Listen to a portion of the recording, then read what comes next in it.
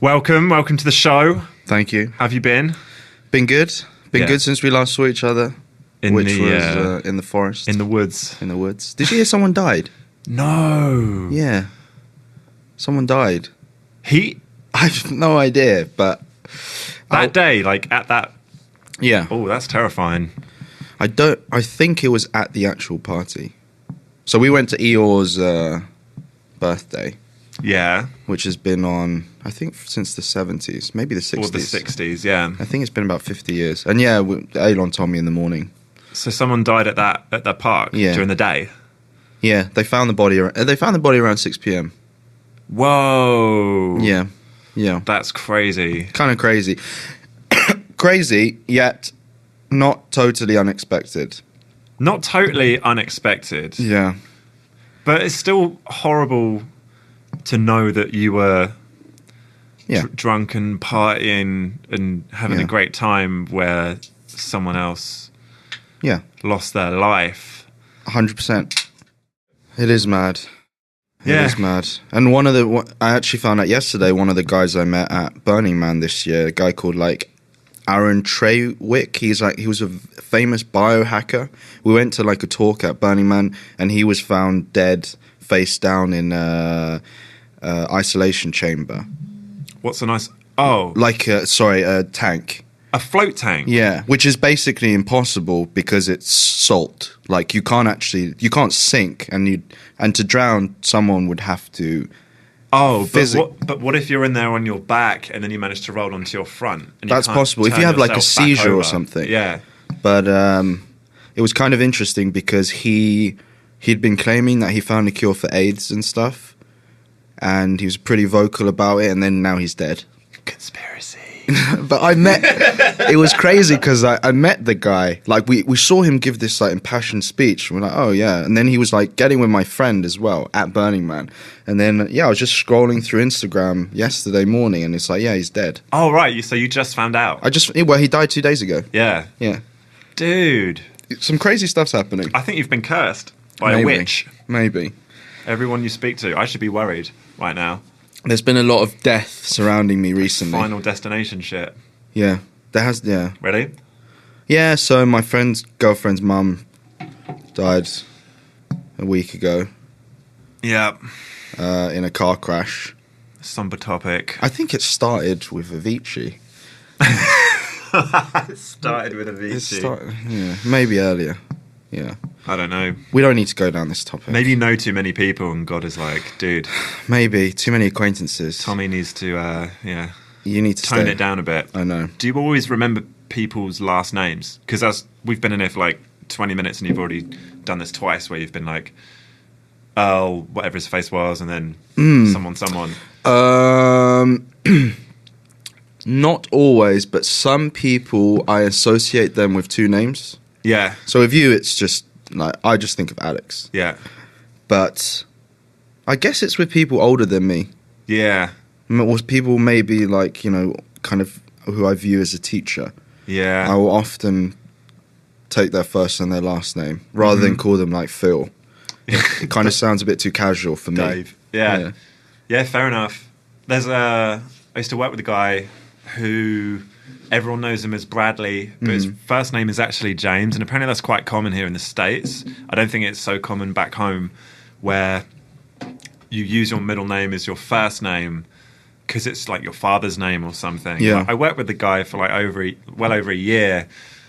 I swear, only halfway through I found out that his name was James. It was so mind-bending. I was like, what? Yeah. Why is that a thing? Why don't people call you James? That would make way more sense, but yeah. All right, well. Yeah. So you just reminded me of Burning Man. I actually forgot that was something that I wanted to talk to you about. Yeah. So when did you go? I went this year, so August 2017. So last year. Yes. But the last one. The last one that happened, yes. Yeah. Okay. And up until that point, had you been to many music festivals, or was Burning Man on your radar for a number of years, or did it just happen? So I hadn't... The first festival I ever went to was when I was 15, and I went to Reading for a day, which was really fun. And then I kind of dropped off that whole scene. I was never really that into music. Yeah. I enjoyed it, but it was, often I would be in a place and be like, I'm not. Just lots of people. Yeah, it's okay. Yeah. And then I had this experience in Thailand, which we spoke about off mic before, which really opened my eyes to a type of fun that I'd never experienced before. Yeah. Firstly, with electronic music. Secondly, drugs. Yeah. And just being around cool people. Uh-huh. Everything I'd been to previously, like let's say clubs, the vibe was always kind of off for me. It was always people were there for different reasons. People were there to get drunk, get into fights, find girls. The music was often just like background noise versus the actual kind of reason you go to a place. That's a huge one. Yeah. That's why I never liked those meat market clubs. From the get-go when I was 16, 17, 18, and we had this club called Churchill's in Canterbury, which is like there's always like one club in town where like the younger people can kind of get into. Yeah.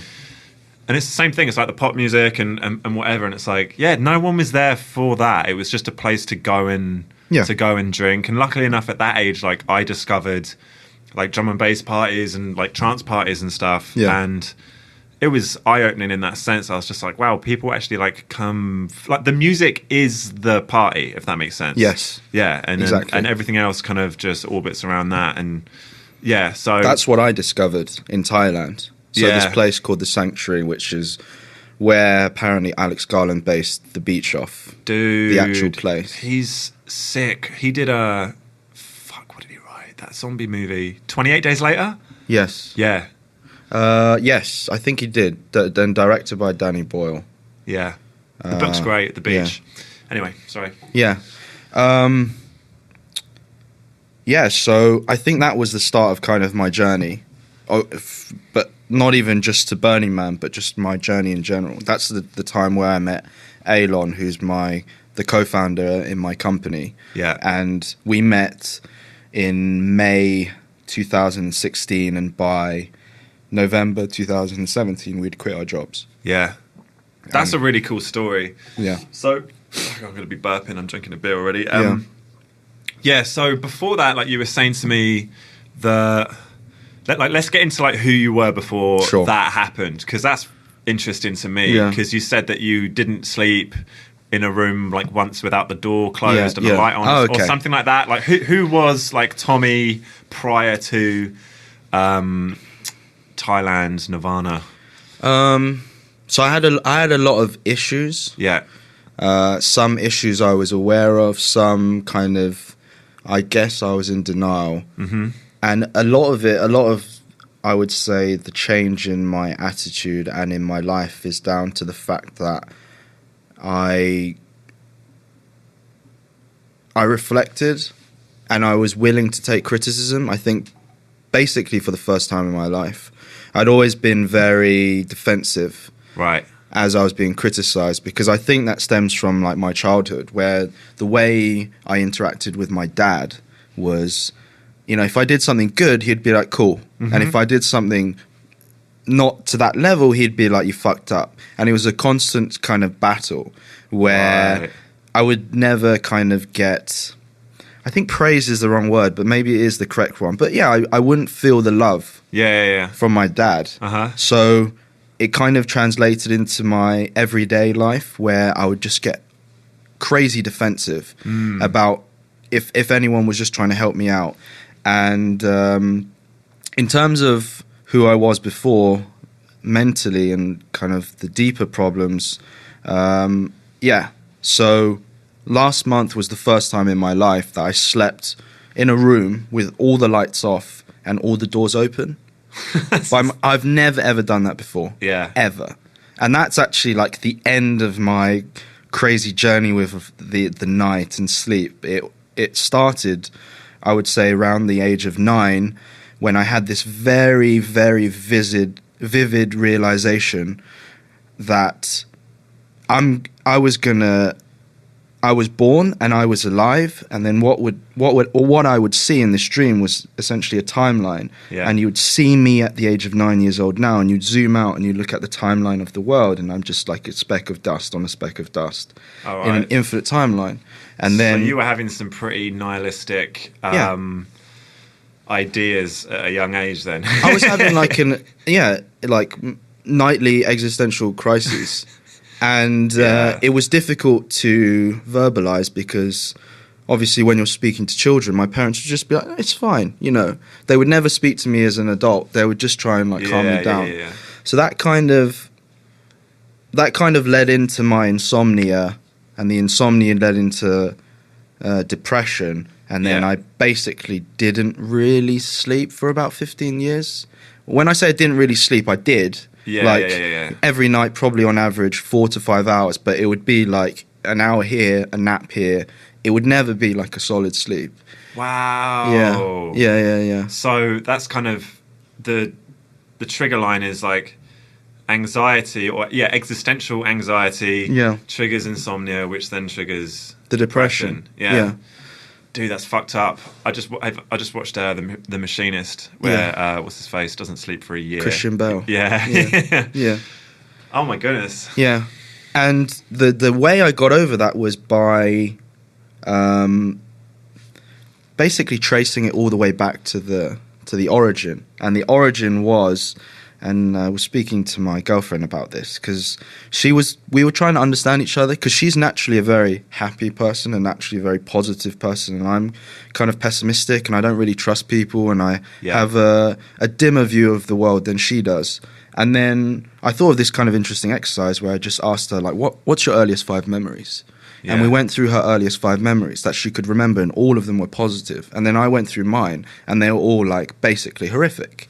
Like traumatic. I didn't have happy memories as a child. All I had was quite scary ones. And the one for me that led on to the insomnia and everything else and the existential crises was when I was, I think, 4 or 5 years old. For Christmas, my dad came home with a VHS of The Lion King. And back then, my parents were still studying in university. So...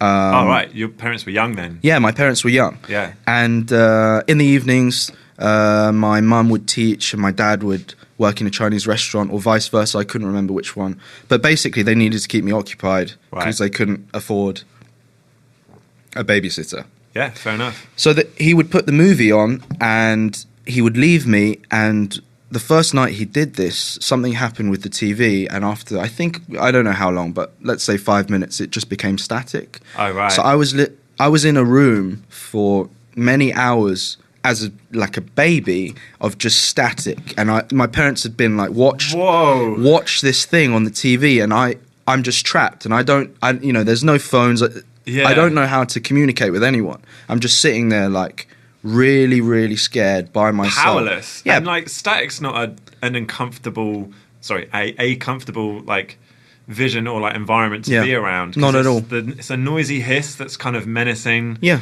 And then the visuals are really, really scary. Fucked up. Yeah. Because, it kind of shines onto the walls as well. And the room is already dark because I'm supposed to watch a movie and fall asleep. It kind of makes it look like the TV is like alive or something. Yeah, it's like the Poltergeist. Yeah. Yeah. That's fascinating. So and that's where all of that stems from in terms of me feeling unsafe in a room. And this is something I worked out with a psychiatrist. Yeah. I just had one session with a psychiatrist and we worked this out like immediately. Wow. Yeah. And he gave me a bunch of pills to chill like my OCD. Like my OCD... Okay, so this is another thing in the mix. I have a pretty bad OCD, but it all links together. Yeah. And then I essentially set myself this challenge where I've always had this rule because I've seen what Adderall and Ritalin has done to a lot of my American friends. Sure. Who've been given stuff at a young age. Because Americans get medicated like that. Yeah, it's like, Timmy can't sit still. All right, just give him, 5 milligrams of... And you're like, what? Yeah, it's a kid. Yeah. Let him go run outside. What are you doing? Let him climb a tree. Yeah. So for me, I was like, I need to give myself the opportunity to figure this out myself, because I was worried that if I'd take these pills, the negatives might go away, but a lot of my creativity and kind of the way I'm able to dream, big dreams about myself and just in general is because there's something inside me that I've developed over many years through not sleeping and the way I think, that I think if that was to then go away as well, I think that would be a big shame. Yeah. And I wouldn't want that to go away. So, I just decided to turn everything around, and with the realization about the sleeping and where this all came from, I just slowly just tried to test myself. Because essentially all of these fears are irrational. Like, I know if I sleep in a room and only one side of the bed is touching the wall, I'm going to be okay. And even if it was two sides, if someone's going to come in and say, like, try and hurt me, it's pretty irrelevant where the bed is. I remember talking to you about this Yeah. the other day. What was the conversation? So it's like, why do you feel safe when the bed is touching two walls? So it's in the corner. And I think I hypothesized that maybe it's because at that point you know that a threat cannot come from half of the angles of that room. So you've minimized 50% of the potential threat, maybe. Correct. I don't know. But. No, but you're 100% right. Yeah. And that is the way I've rationalized it. But the problem with this is it's still in real life circumstances. Yeah. Basically not that relevant. No. Like, if someone's going to come in through the door, I'm going to be half asleep, and So it was just gradually getting over this, and so I just started sleeping in the middle of rooms and just being aware of it, and almost I would say within a few months I feel fine now. Yeah. And that's amazing, man. What you said about losing part of yourself that has developed over that time, partially or wholly because of these kind of issues that you have. It's like it's taken you down a path, like a specific path, and it's made you into something, right? Yeah. So I feel very much the same way, because I had depression from the age of 17, and it's been on and off. Throughout my 20s, and I'm in a good spot now. But the way that has characterized me, and it's given me such a perspective, that I'm almost, I don't want to say thankful, but I'm able now to appreciate some value in that I've seen just how far, in one direction, the spectrum of perception can go. Yeah. And it gives me a lot of appreciation for feeling good, and it also, it's opened up this weird door where I'm just, I can look at the world through a different lens. If I want to, I can just kind of pop it up and be this would be awful through that lens, but I don't have it right now. Or that's interesting. Okay. Yeah. So you can actually adjust how you see it, or at least peer into a different perspective momentarily. Yeah, totally. Yeah. 'Cause depression's it's if I am depressed, to me it feels like a disease of perception or perspective. So the way that you're reacting and viewing stuff, it's all flipped on its head. So when you see faces, I swear to God, your facial recognition software in your brain stops working. I don't see faces. All I see is potential enemies, for example. And it's food doesn't what's the word, titillate you. It's just everything kind of changes. Music sounds different. You start listening to other stuff, and your social interactions become very, very different as well. And there's something there. I know there's something there. This one time, this was actually in Austin, when I was feeling sad's not the right word for it, because you can get virtually demented if you're feeling depressed. It's just you kind of go into this weird demonic state. I remember going down to the bar. I was in that fuck everything mood, and I was having a pint outside with a cigarette, and then a homeless dude came up to me.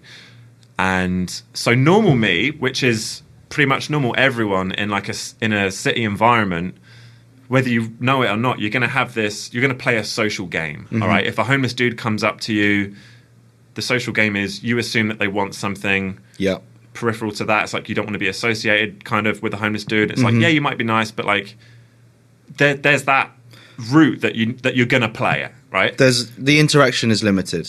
Yeah, and it's set up. You pretty much know how it's going to go. Well, I was in this state of mind, and this dude came up, and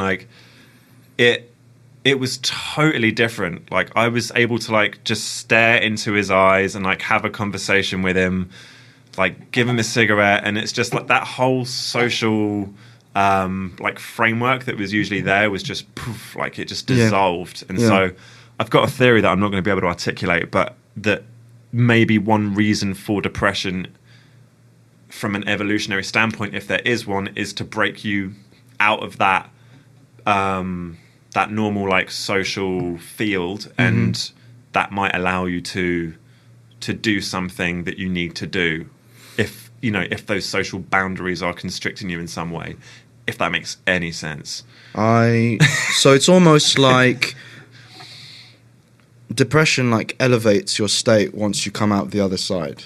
Is that what you're saying in terms of your awareness? No, I'm saying that what it does is it lifts some curtains, which are like social norms or games, whatever you want to call it, like how we interact with each other on a social level. And it allows you to penetrate into interactions that you might not normally have. Because you're depressed right now. Yeah. I don't know. It made sense to me on that day. I was like, wow, like I would have never interacted with this person if I was feeling like normal, which I think is when your ego is actually like right there, and it's you know, you are you and I am me. It's that, like that was gone. Like I was just like, you know, you're just like a floating mortal. Like I think it does make sense. I think it's also different for everyone, but I think I do somewhat understand what you're saying. Yeah, it's tricky. Back to the OCD. Yes, because this is something that always confuses me, because and I'm sure you do as well, and it probably annoys the fuck out of you. About being organised. No, yeah. People are like, oh my God, I'm so OCD over my shoe collection or something. I'm like, no, you're just tidy. Yes. You're not OCD, so... What is the difference? Is that the question? Yeah, I guess to what extent was your OCD and... So... Because it can ruin people's lives. It was pretty bad, and the way I best describe it, especially when I encounter people who are like, I've got OCD, I like things being tidy. The thing is, with OCD, it's the feeling that something is wrong, and the big problem with it is it's all in your head, so nothing is, subjectively or objectively wrong, but the fact that your brain is constantly telling something is wrong, and the fact that it cannot be fixed is the main problem. So with people who are really tidy, who actually have this form of OCD... They can fix their thing. They can't. Like, you see them, like, going around, like, tidying, like, a very tidy house. But the thing is, they're in their mind, they're like, okay, if I line these up straight, maybe this is it. And then after this is done, they're like, something feels wrong, and it's just like this constantly. And that's so one of my friends, Dingy, who has it a lot worse than me, she's just crippled by it. Like every time she leaves the house, she has this routine that she has to do, and her brain is always telling her like, oh, you forgot this and you need to do this, and the only way she can leave the house is if she follows a very set pattern, which essentially chills her mind to the extent that she can somewhat get along with her day. And for me, it was all in the evening. Like, I would lie down, something's wrong in the room, something, just all the time. So was it like getting ready for bed for you? Was it like I'm going to become unconscious in this room, I need to make sure that everything is... Yeah, the bed was a big one for me, because it's supposed to be the place where you relax. Yeah. And, unwind. And for me, it was just like a source of big frustration, because there was something... It was just a feeling that something was wrong, and it would just keep me from sleeping. And then when I spoke to the psychiatrist, he's just like, "Yeah, this is when I explained it. This is your OCD," and that's the types of pills that he gave me specifically for that. Yeah. And I can't remember the name of the drug, but he essentially said these will chill your brain out. Like you'll just essentially stop thinking. Oh, yeah, so they're suppressants in some way. And something, and then I was just like... There's got to be another way. No. Yeah. And I said to my mum, because my mum went with me, And I said, if it really gets that bad where, you know, my safety is at risk or something, then I will absolutely do this. But let me try figure this out.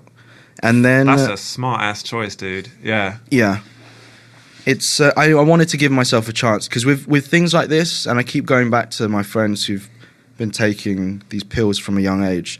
When I look at them, I realise like once you go down this road, there's no going back. So what have you seen? So you've had friends in the States. Yeah. What's your relationship with the States? Actually, my relationship with the States, I would 50% of my family's from the States, but from China. Oh yeah. And then 40 in China, 10 in the UK. And my relationship with the States... So people here must be really confused when they meet an Asian-looking dude with a British accent in America. In America, it's more intrigue, which is quite enjoyable. Yeah. South Africa was very interesting. I went there in 2008, and it was just like... after a while, it kind of got annoying. They're like, where are you from? I was like... Almost like distrusting. And, you know, sometimes I would obviously start with England, but then I realised a lot of times they weren't asking me that question. Yeah, they were asking me, where are you from? Where are you from? Yeah, and I'd be like, oh... Then I'd be like, okay, fine, I'm from China. He's like, what? But why do you speak like this? And I was like, well, I'm English. They'll be like, what? And I'll be like, yeah. Yeah. And black people hate that if they get asked that question, like, where are you from? They're like, you know, wherever, Texas. Yeah. Then some white dude's like, no, but where are you from? What do you want me to say? Africa? Like, no, I'm from here, bitch. Yeah. But my relationship with that question has changed because when I was younger, it was really a sense of like an identity thing. Yeah. Where if enough people are denying your identity that you've formed since birth, you're a bit like, fuck off. But then as I got older, I realised most people are just like intrigued. And I like to give the example of one day we're going to have black people in China. And obviously they're there already, but people who've grown up there many generations. And when people say to them, where are you from? They're going to say, I'm Chinese. And for people of our generation, we're going to be like, hold on. Like, hold on. Where are you from? And I think that's the kind of perspective we have to take into something like this. That's a really good point. Because it's just most people are not that mean, and most people actually are just intrigued. And most people are good people. Yes. And they just want to, and they mean well. They do. So we stumble around our words and we say, we speak before we think sometimes. Yes. But most people are just going to be intrigued. And the thing is with and the interaction that you have with these people is it's just like a mirror. Like if they're asking you a question and you behave in a certain way, the interaction is only going to go down a certain route. Yeah. It's all, you know, if I start feeling defensive and being like, why are you asking me this question? Yeah. Do you not know? And it almost like, so I don't even like the rhetoric where people say, you know, it's just born out of ignorance. That's true. But when you're having these conversations, it's much better just to let it play out. And you actually find you're just going to have a nice chat with someone who's actually trying to learn. Yeah. Because otherwise they wouldn't ask. If they didn't care, they could just call you names from the other side of the street, which has happened to me before. Yeah. So you really have to... So you know how far it can go. It can go, yeah. So if they're just asking a question not so diligently, it's like, fuck it, right? Yes. And you have to understand that it's a reflection of you and how you view yourself versus what they're actually trying to get at. It's a really internal thing. And I've had many discussions with people about this, especially people from similar backgrounds to me. Because if you said something like this to them as an explanation, like, you know, just relax, they're just being curious. They'll give you a very different response than when I say it because, like, I'm one of them. Right. Does that make sense? So what would their response be to me? To you would just be like, you don't get it. Or when has everyone ever asked you this? Like, I don't get to comment on it. Yeah. And it's just like, firstly, I find stuff like that very unhelpful because the thing that we've, especially with what's been going on in the last few years, in my opinion, is dialogue is the most important thing, where irrespective of whether or not you agree with someone. Yeah. Like if they're willing to have a conversation with you, it's a lot better than what's happening right now. Yeah. Where people are just like mudslinging and just like, fuck you. Yeah. You're a Republican, fuck you, you know, snowflakes. And it's just like, where are we going? Yeah, it's bad. It's so bad because no one's talking to each other. No, and labels, like labeling is the new dialogue. it's like, I know who you are because you support X and that makes you Y. And now I get to unload my argument at you. And whenever you open your mouth, I don't have to listen because I already know you. It's a huge problem. Yes. And dude, we need to be teaching people to listen. It sounds so stupid, but it's true. Yeah. I've met some people here in Texas that it's like that. I'm just like, not to say it's American or anything, but you know, there's plenty of dumb people everywhere. Yeah. Yeah, it's gnarly. Yeah. And it's not helpful, and that's why everything's becoming so polarized. What were you saying? We're talking about race, nationality. Oh, my relationship with America. Oh, that was right. Yes. Yeah, because then you said you were. That's right. You had friends here who were taking these OCD pills. Okay. So they were taking for ADHD. Oh, ADHD. Yeah. Oh, Adderall. so they were taking They Adderall. were taking Adderall and Ritalin. Right. And I just made the connection. Basically, I just don't really want to take any pharmaceuticals, especially if they're prescribed en masse in America, because I've kind of seen what happens.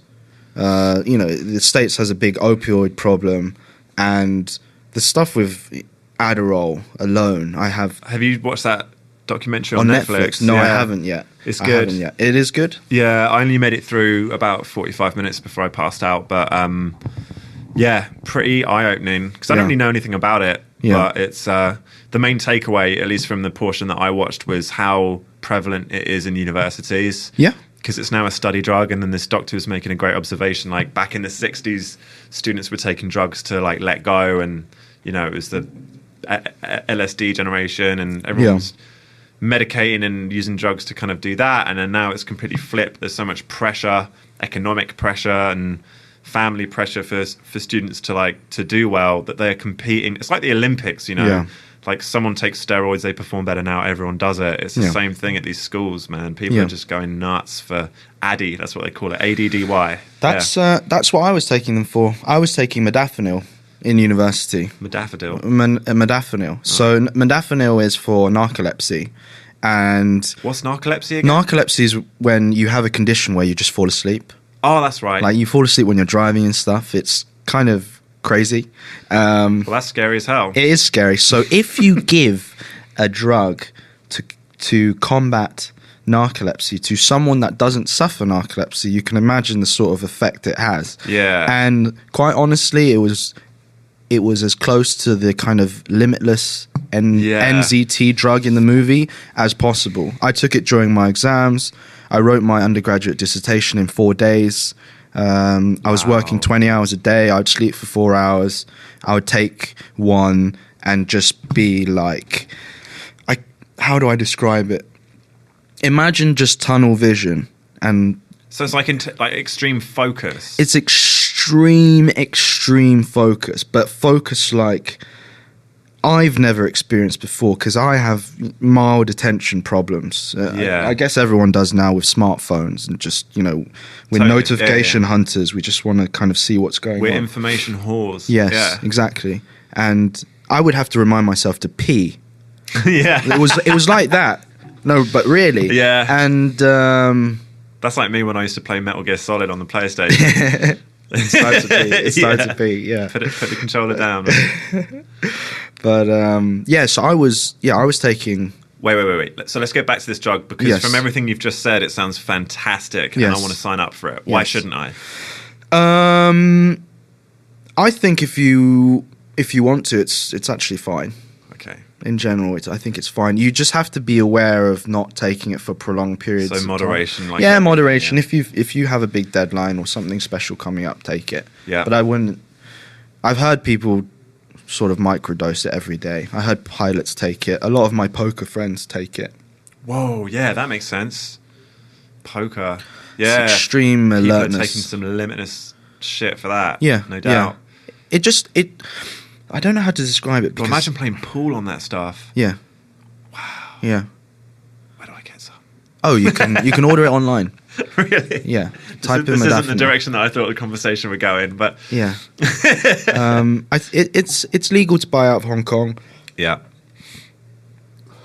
So what? So again, so your American friends, you saw what happened to them. So what did happen to them?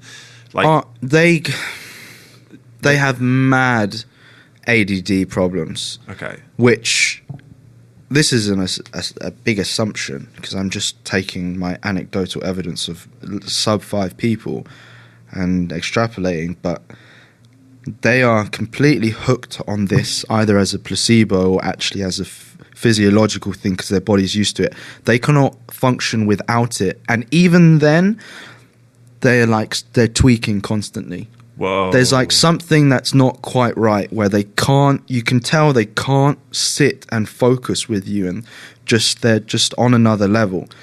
And what I think this drug has done has put a plaster over like a gaping wound. Like, yes, they're probably more focused than they would have been otherwise, but they haven't learnt to control like their brain and to think and to focus, which I think is the most important thing. What you've done is you've put something which is basically meth.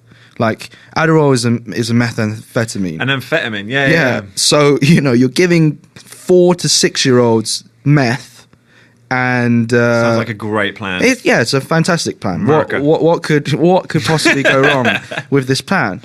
And this is another conversation, but this is the problem with the industry of big pharma. It's not looking for cures per se, and not really looking. It's looking for perpetuation because that's how you sell, right?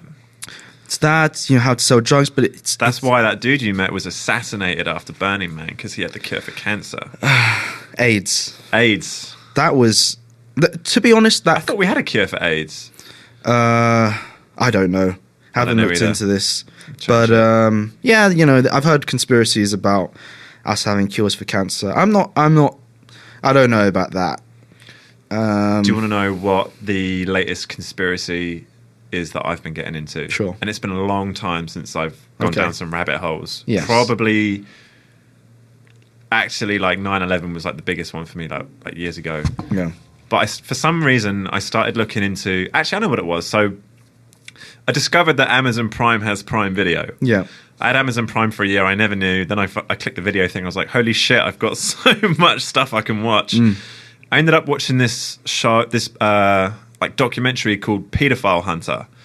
So it's based in the UK. It's really good. I suggest you watch it because it's confusing in the way that you don't know how you should react to stuff because you start feeling sorry for some people when you probably shouldn't. And it's like, is this method of going about it noble? So this guy in I don't know which town it is. It's like maybe a northern town in the UK. Is like a vigilante. Like him and his crew pose as 12, 13 or younger year old girls and boys online, and they're doing this totally separate of the police. Like they're doing their own thing because this main guy was like in prison. He had a bad life, and he tried to like turn himself around. And he's like, how can I do this? And at some point, he had an interaction with one of these child molesters. And he's like, right, I'm just going to catch these people, and that's going to be it. Yeah. So his program was basically what he did is he posed, and then he would lure like men through conversation. Essentially, he would like reverse groom them, and then they would come to like a meeting point, and they had a decoy house where they would set it up. They would film everything, and then this man would arrive, and they'd sit them down on the couch and say, "Look, you're not getting arrested or anything." And it all went up on like YouTube. And is this Dateline NBC? Is this with Chris Hansen? No, it's a different one. Yeah. Okay, it's a British one. It's British, yeah. Okay. And it's like it was completely underground. Like I think the first time really anyone knew about it is when they made this documentary about it. But God, I've forgotten what I was talking about now. How did I get onto the paedophiles? Amazon Prime, you didn't know about it. Feeling sorry. I'll keep chatting about this, but yeah, it's crazy. And he gets these people, and then but some of them haven't done anything. So like in my head, it was like these people like need a place to go.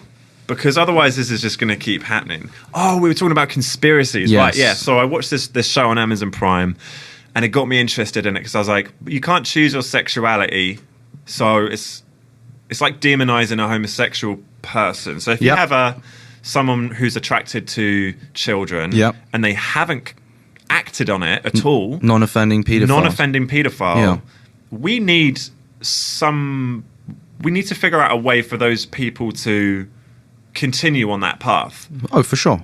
Because, we all know how, like, how much your sexual orientation can get a hold of you sometimes, especially through, like, testosterone. And it's like, there needs to be something there. Anyway, so that got me on the thing. I started looking back into the Jimmy Savile case, and then, like, the Telford scandal happened, and I was looking at all of these, like grooming gangs and stuff, and I was like, what's going on here? And then, going into the Jimmy Savile stuff, it's like, okay, so he was a national hero. He was chummy with all of these pop stars, the royal family, movie stars. He had control over a children's ward on the Isle of Jersey, which is technically not governed by, I think, the Houses of Parliament or something. There's it's like, why it's a tax haven. Like the Queen owns it a little bit separately or something.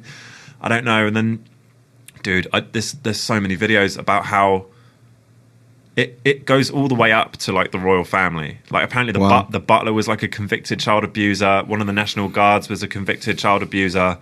There was Savile, there was Glitter, there's this strange, and then all these like MPs and stuff through the 70s, 80s, and 90s. You're like, what's going on here? And the conspiracy is that Savile was basically the kind of agent, if you will, for all of these rich, high class, up to royal family who liked kids. Yeah, the echelons of society. Yeah. And he would like pimp these kids out and stuff.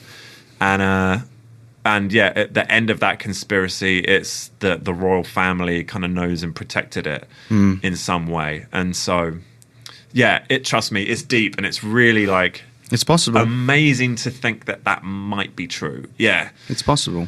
It is. It is possible, and it's terrifying. Yeah. Yeah. I related to that in the place in Thailand. I met a girl very similar to, sort of like Alicia, actually. She was a yogi. And shout out Alicia Smith. Alicia Smith, yes. And she was telling me, she comes from a very wealthy family, and she was telling me about the parties that she had been to with, I think, Prince Harry and a few other people. And essentially it's just this giant mansion where you turn up, there's a selection of whatever kind of drugs and stuff you want. And it's because it's so high class and it's basically so secretive, everyone puts their phones away, and it's a little thing in itself. Yeah. And when she told me this, my initial reaction was like, oh, why haven't we known about this? But then when I was thinking about it, it's like, why would we find out about this? Like, what kind of person would go to a party like that, invited, and then try and sell a story like that? Like, firstly, if you're that sort of person, you just wouldn't get in. Like, there's you know. And even if you did, they would make sure you wouldn't have your phone or something. Yeah, and it's also like, it's the royal family. Like, there's certain things you just try not to meddle with, because if you do, you kind of just get fucked. It's a death wish. Yeah. And going back to your thing about paedophiles. I've got something to add to that. Go.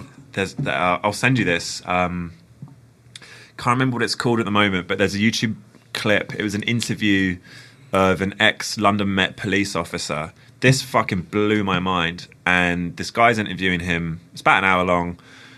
And this gentleman has a story how he was working in, I think, like southwest London, and he got placed on the child abuse unit or whatever it was. So he was like looking for child abusers. And throughout the story, what happens is he keeps cracking cases. He was just really good at his job, okay? And so he keeps on like building more and more of a story, more of a case, a criminal case, and he would like reach the top, and then every single time he would be squashed by his superiors, to the point where he got moved around London. He kept on being reassigned and stuff, and they said like, look, you can't do this anymore. And he figured out that canals were a hotbed for these things to happen, because you can technically not exist if you live on a canal. You can actually live without most of the records that you need. And so he discovered that through all these canals that were in like South England, there was this whole string of activity going on. Then he got moved again, and like every time he kept on, it got to the point where he was just like, he was told that his life was in danger, like him and his families, if he goes any further with this case.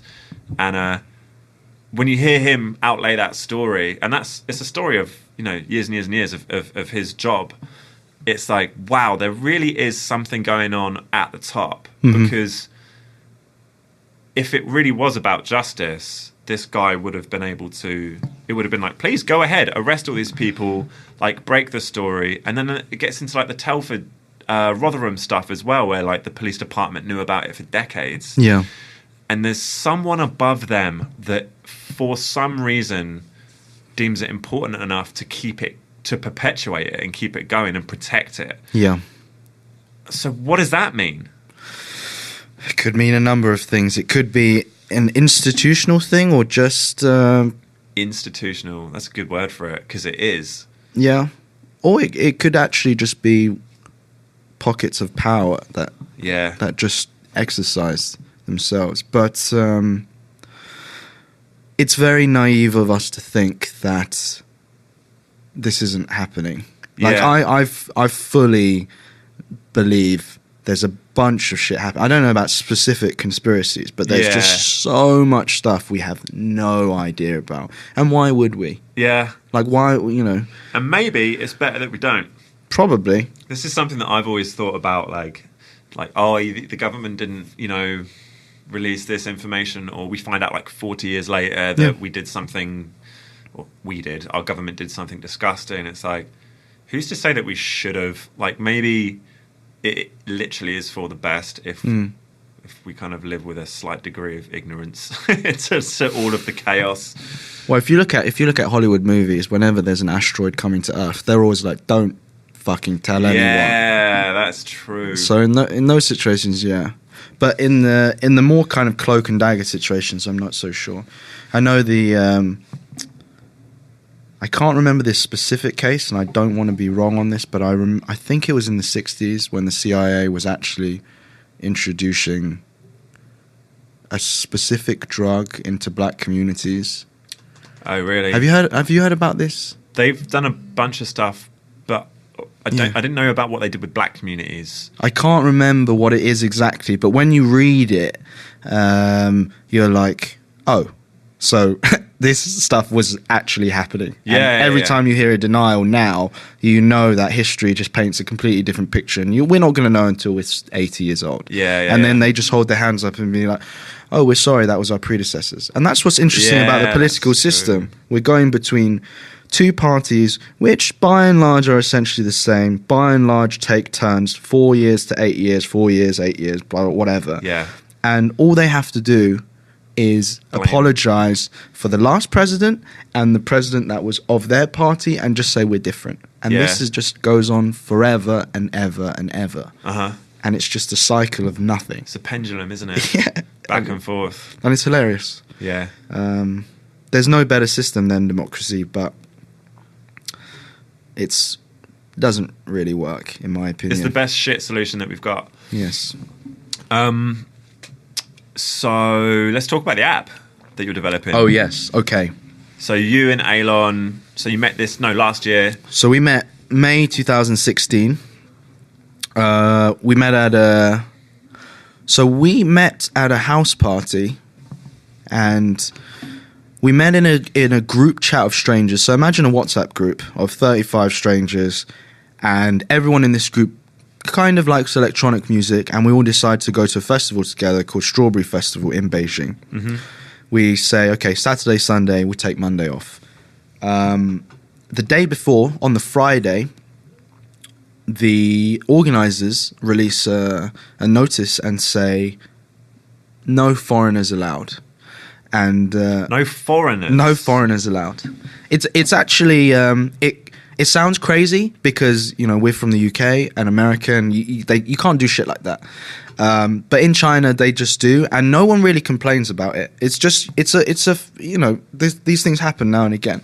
Right now in China, they have this thing in Wudaokou, which is the main student area in Beijing, where you're not allowed more than 10 foreigners in an establishment at the same time. And I think it's something to do with like cultural, to do with they're mildly worried about groups being influential and forming and fucking shit up. That's the reason why Facebook's blocked. And funnily enough, quite rightly, everything that China has done in terms of blocking social media, with all the stuff that's happening right now, they made the right decision for them. They knew what could come about if you allow outside influences to essentially communicate with your people. Yeah. With the stuff So the worry there is that people are going to discover Western values. It's 1.7 billion people. Yeah. And is there a because that means there's a huge gap in the market. So there must be some underground WeChat. But the thing is, China has exactly the same social medias as the West. China's is actually better in terms of features and functionality. However, everything is monitored. So you can't be like, what would get you in trouble? Because technically everything's monitored here as well. Yeah, I was going to say that as well. Everything here is also monitored, but just a little more hush-hush. Yeah, behind the door, around the left. I would say anything to do with politics and anti the Chinese government. If you're chatting shit about Homeboy up at the top. Drugs too. You'll get a knock on the door. To a lesser extent. Oh, yeah. We had a few friends get deported from China for drugs. Were they Chinese? Or no, they were Americans. Yeah. And they were also business owners as well. So there's a deeper level to this conspiracy where they were, I guess, becoming fairly influential in the Beijing expat community. And somehow the police found their way to their doors and, made them piss in a cup and put them in jail for 2 weeks, and now they can't return. Whoa. Yeah. So the idea there is that they were becoming successful enough and ingrained in the society enough that they might start having influence. That's the thing, maybe. I don't know. But it's miraculous that it was those guys. It was those guys, yeah. The counter-argument to that is they were just not careful enough. Yeah. I'll be honest, these are my friends, but they were pretty reckless. Yeah. China's like the Wild West. Yeah. Like I wish I could give you the feeling I have, because whatever I say, I think it's going to be slightly off from what I mean. But the place is the complete Wild West, where essentially you can do anything you want, but the government can also do anything that they want, and you just have to balance being on this radar and having fun.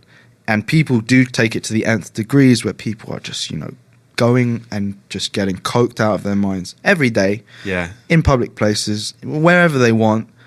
And then there will be periods where the government swoop in, and for a period of like a month, will just show up randomly at bars and clubs, shut all the doors. Anyone, if you're not Chinese, stay here and piss in a cup. Wow. Yeah. That's real? That's a thing. And it's crazy talking about it. Do you reckon I could blag that I'm Chinese? No. All right. No. You might be able to blag your way out. Yeah. A few friends have done that before, but yeah. What if I tell them that I can't pee? I'm nervous. I'm a nervous peer. None of that stuff will work. Do you ever have a nervous pee? Like at a bar when you go in and there's like two... and they're side by side with no barriers. Yeah. Happens to me every now and again. I have to like fake pee and then leave and then go back like 10 minutes later. Let me think. No, I always let it run. Sometimes I commit. I commit. Yeah. The only time I haven't committed was I was in Vegas and showed up, and my friend gave me like a vape pen, and he was like, "Oh yeah, weed's legal in Vegas now. Take a hit." So I'd just been driving for 10 hours. This was the day before Burning Man, and took a huge hit. And I can't remember what casino we were in. It's the casino which is in with the Ammonia Club. Anyway, it doesn't matter. And there's one giant food court, one toilet with 5 urinals and one shitter. And I was standing in the queue to get pizza, and I'd been standing for 15 minutes, and it like hit me. And that, you know, when it hits you, and I started seeing stars everywhere, and my body went cold, like cold sweats. And then I was like, I'm not sure if I can wait another 5 minutes and have to interact and wait for my food. Yeah. So I just left, ran to the toilet, just sat on the toilet, kind of shaking a bit, and a line started forming out of the toilet. And I was in there for about 15 minutes, and people were heckling now. And this is in Vegas. And this sounds like the worst. This is my worst nightmare. And I was so high. And people were like, this guy is just taking shit. What is he doing in there? You know, it's been 20 minutes. So, you know, like sheepishly. They think you're uncurling the colossus of all. They just think shit. I'm being an asshole or whatever. Okay, yeah. And then, so, you know, basically I try and finish, but I'm nowhere near finished. And I just walk out sheepishly, wash my hands, and then join the end of the line. Yeah. Because I had to get back in there. You had to get back to the happy place. I had to. And as I was joining the line, my friend came to find me. He's like, where did you go? And I was like, please, don't talk to me right now. Yeah. Just go away. I'll come find you. I feel like everyone needs a red card in their pocket for moments like that, where you don't even have to communicate like how much of an issue this is. You can just show it to your friend, and they're like, I get it. I understand. Yeah. You get back in that cubicle, son. Yeah. That's hilarious. That Dude, is. yeah. So back to the app. Yes. So we quit our jobs we started working on it April 2017, and we quit our jobs in November. So between that period, we were working 7 hours a day after work every day. So we would do like 7 p.m. till 3 a.m. And all weekends we stopped seeing our friends. We'd see our friends maybe once every 2 weeks, which is kind of weird. Thinking about it now, we just really went off the edge of a cliff, and raised 100,000 in October, quit our jobs in November, and we moved to Tel Aviv for 3 months, and now we're in Austin. And the plan was to launch the app three weeks ago, but we've had a few problems. Yeah. And what the app is it's essentially... Explain it for all the listeners out there. So for anyone who doesn't know about Common, so Common is with one M, we're creating a social app that allows you to find out what's going on nearby and also find friends. And what that actually looks like is, imagine a WhatsApp, but instead of all the groups being private by default, they're all public.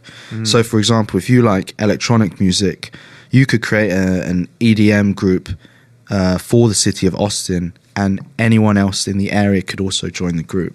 Right on. And the idea of this really came out of our experiences in China, where we built out 100 communities, including now the largest English crypto community in China, with about 4,000 or 5,000 people.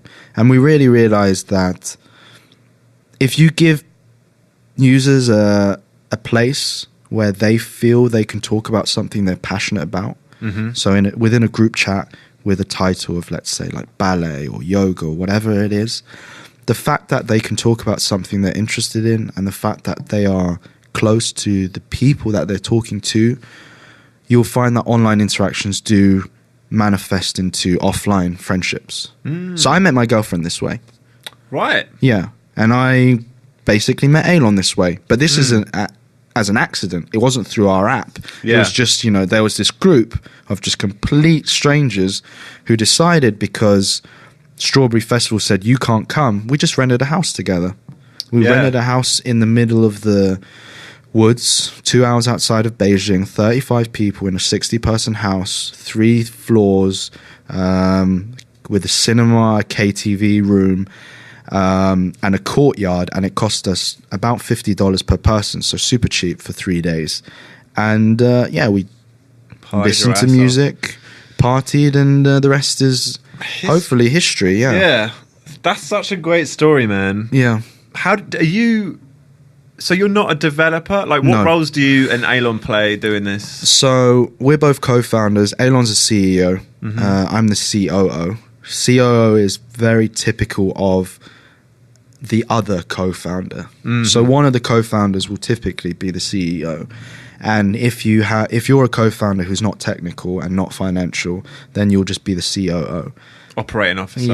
Yeah, exactly. You're basically the right-hand man. And it was a discussion we had, very short discussion.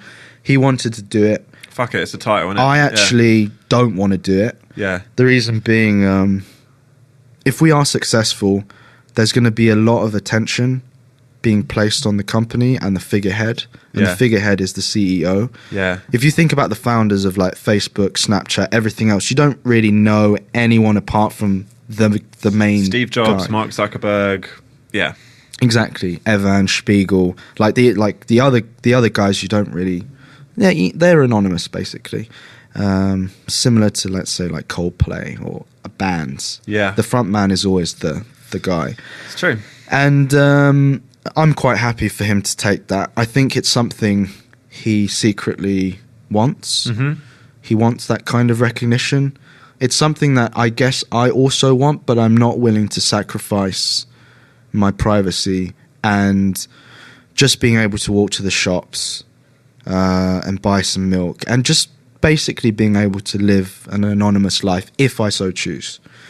Yeah, but like no one knows the head dude of WhatsApp, really, or That's Tinder true. or Bumble or anything. Like you have to get extraordinarily large to have to worry about that. I think. Yeah, that's Plus, true. I think maybe even at that point you can kind of have some control over.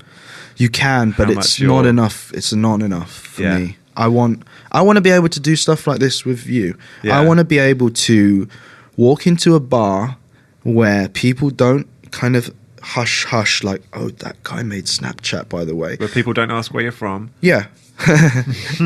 Because once that starts happening, once you have that recognition, I think you'll realize that the relationships you can form with people are on a much different level.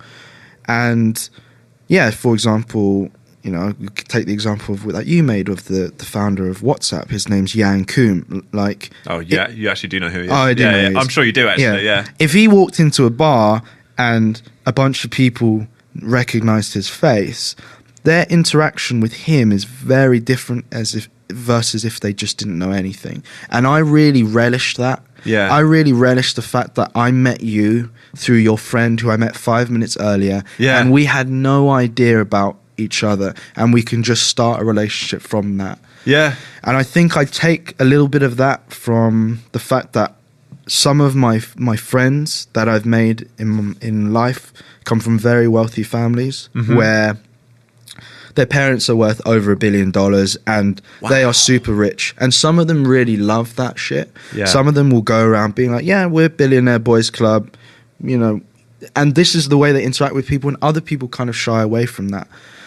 But the thing is, once people know that about you, whenever you bring that friend to a party, because I hear the whispers, yeah. it's always like, this guy, he's the son, his parents, and you see the way people interact with them, and it's not what I want. Yeah. And if we do become successful, which is the whole point of this, I want to make sure as much as possible I still can just be a normal person and just function normally. And what I've done in my life in the last 10, 15 years does not dictate the way you treat me. Yeah. So for me, when Elon was like, yeah, I want to do this, I was like, go ahead. do your thing. Do your thing. Do you know what I think?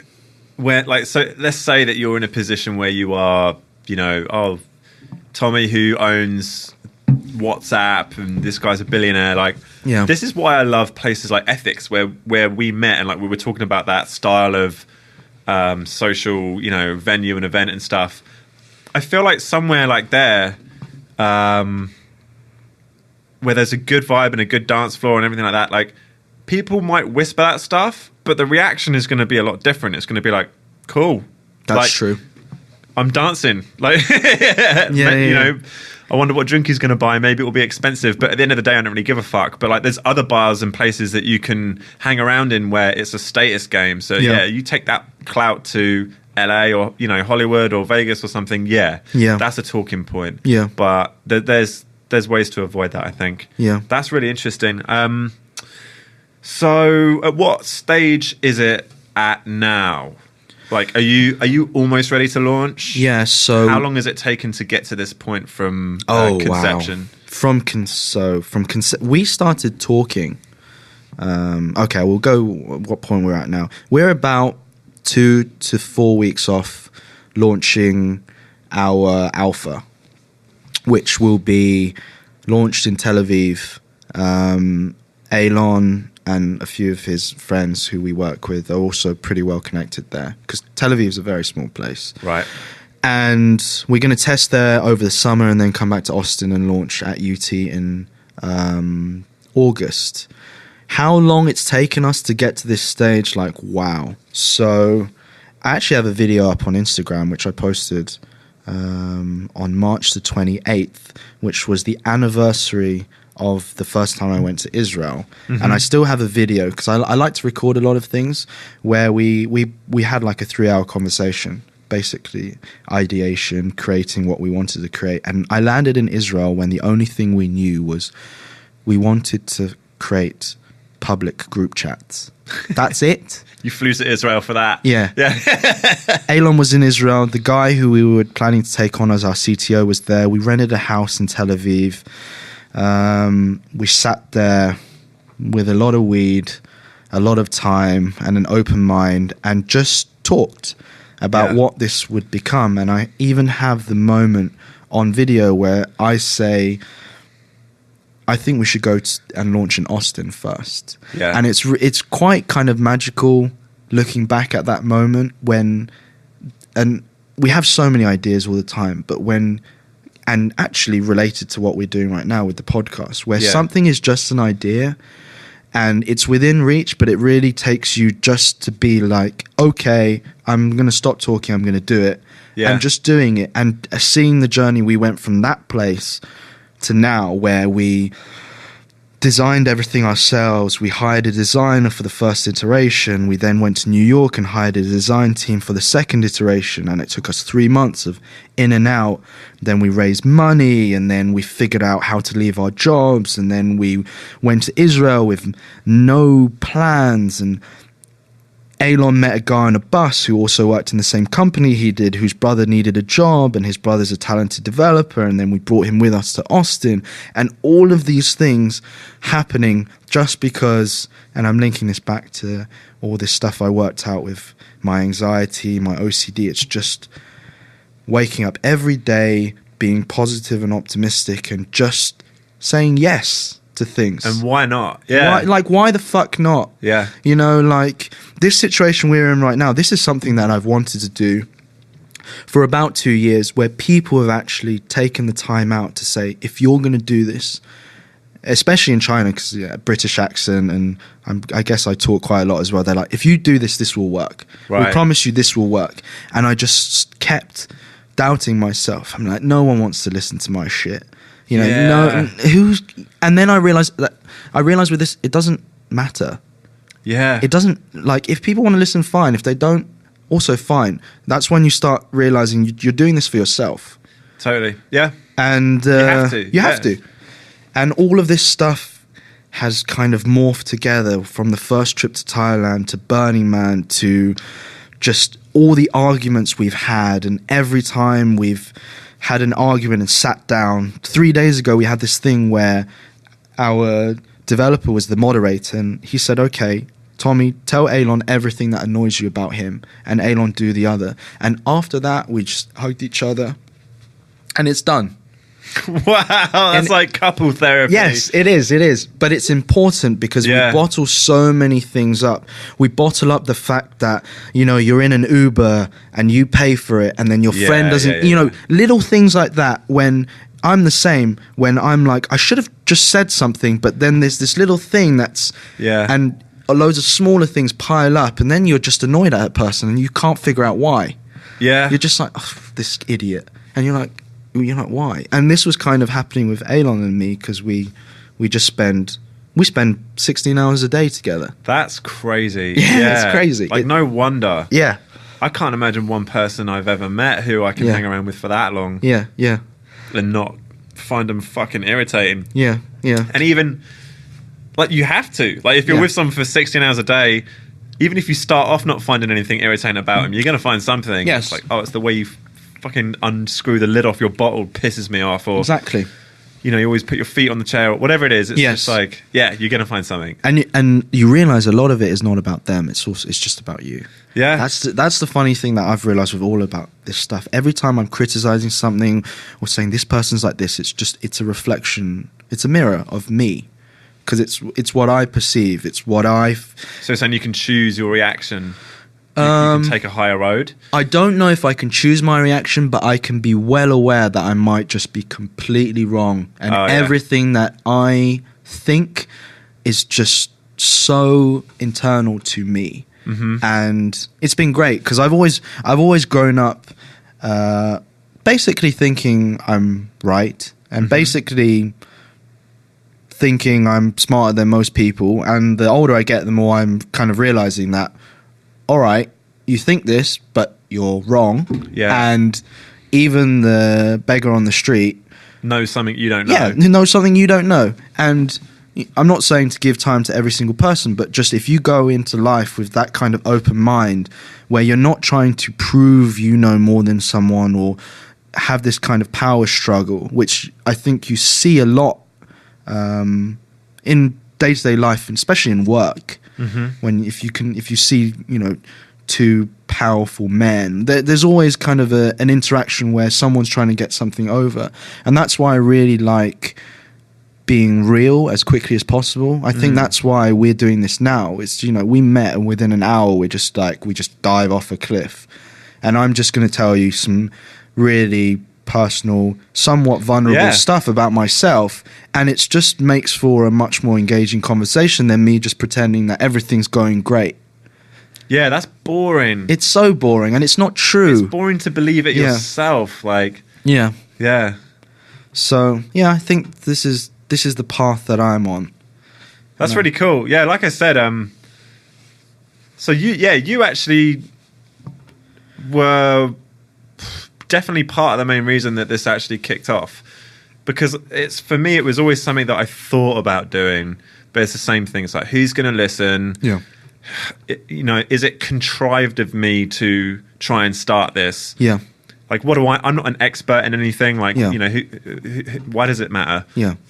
But then, you do meet these people. Sometimes you're on a good vibe, and like that day I was with Alicia and then met you guys, and it was just like, God, I just meet too many cool people to like not try this at the very least. And even if no one listens, and I've got these podcasts on record, like I can go back and listen to them. Oh, and for sure. I'm excited about this. Like, I'm doing 2 hours after this with some other friends, and I did an hour last week, and it's all part of the same process of making that step. And it's the mental step is the biggest one. It's your mental barrier. It's that, like I just said, is it contrived? Or is it going to work? Like, am I a big shot? You know, no. But like, actually just booking this studio took 10 minutes and getting people to arrive. That's all it takes. And if you can get through like a period of self-doubt whilst you're doing it, then you're already in the game. I completely agree. You got to just try. You know, you got to just try. Just it failing is better than waking up. I know this is the most cliche, right? But it's better than waking up when you're 60. And this will happen. We are going to one day be 60 and just be like, for fuck's sake, why didn't I go skydiving? Or why didn't I just talk to that girl? And I would rather have a moment where I'm like, ugh, that was cringy when I spoke to this chick and she was like, fuck off. I've got a few of those. Rather than being like, oh, you know, maybe this could have, you know, you're right. It is way better. It's like, way better. Even if it's like difficult to endure, it's afterwards. It's like, damn, I'm glad I did that. I was thinking about this recently about sacrifice. So I had a pretty successful DJ career in the UK. I was doing it professionally. I've got tracks on like iTunes, Spotify. We were headlining shows. We had fans, like all sorts of stuff, playing around the country and internationally. And so I was doing that with a friend of mine, Mike, who's continued to do that, and he's taken it to greater places. Yeah. And for me, like I knew at the time that it wasn't quite what I wanted to be doing, and it was an enormous sacrifice to give that up. And then I moved to New Zealand, and I left those friends behind, and then I had to leave there, and I came here, and all of those things I miss, but the sacrifice is worth it because I'm now somewhere where I wouldn't have been before, and it's crazy to process that. Like, right, I always miss my friends back home. Like, I've got some really, really, really good friends back home who I would just fucking love to spend the weekend with, like right now. And you do too, because you're moving around. But like, I have to focus on the fact that I've made that sacrifice of being here. Like, you sacrificed your job and whatever it was to do something else. And it's scary, but it's important. Yeah. And I think it teaches you something in the way of you can always land on your feet somewhere. Yeah. And you can still maintain these relationships and appreciate what you had whilst you're discovering something new. I think it's very easy to keep doing what you're doing, and I think that's why people do hit 60, and they're like, "Damn, I didn't do that. I didn't take that business opportunity, or I didn't move country, or whatever it happens to be." It's definitely like a safer road to keep doing that stuff. And I don't know what the future has for me, but I'm kind of looking to shake shit up a little bit in the next couple years. I think you're in the right place as well.